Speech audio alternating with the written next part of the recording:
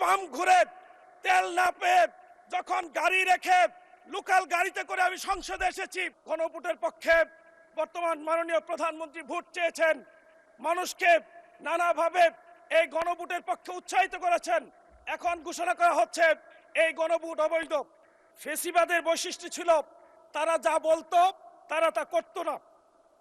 বিএনপির 31 দফার শুরু থেকে তারা বলে আসছিল তারা সংস্কার চায়।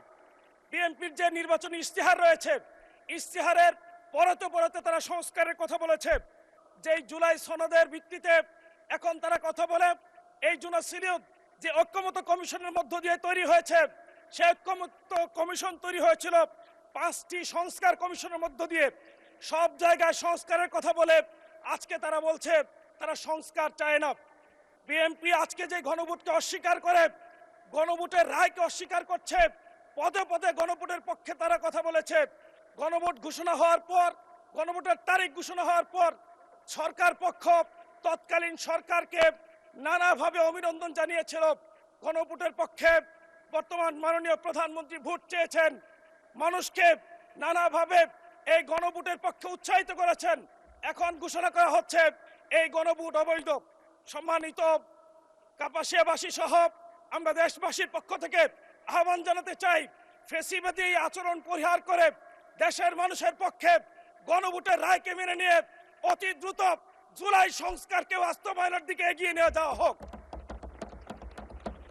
মাননীয় স্পিকার, যেই জুলাইকে আজকে অস্বীকার করা হচ্ছে, যেই জুলাইকে আজকে পাল্টে দিতে চায়, জুলাই কথা বললে যারা লাফিয়ে উঠেন, সংবিধান দিয়ে যারা জুলাইকে চাপা দিতে চান, যারা জুলাইয়ের সময় রাজপথে ছিলেন না, রক্ত দেননি, তাদের পরিবারকে কেউ জুলাইয়ের সময় শাহাদাত বরণ করেননি, তারা এই জুলাই আন্দোলন চলাকালীন সময়ে সীমান্তের ওপারে 5 স্টার হোটেলে ছিলেন।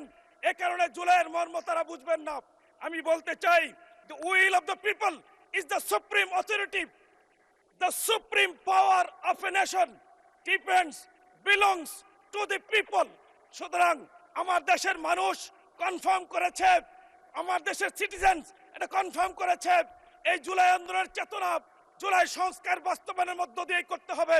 সেই জুলাই সংস্কারের বাস্তবায়ন করতে হলে আমাদেরকে নতুন করে এই বাংলাদেশে শপথ গ্রহণ করতে হবে। সৌভাগ্যক্রমে আমার নাম সালাউদ্দিন। আমি আমার পক্ষ থেকে নয়, শুধু দেশবাসীর পক্ষ থেকে আহ্বান জানাতে চাই, বাংলাদেশের মানুষের প্রত্যাশা জুলাই সংস্কার বাস্তবায়ন হবে।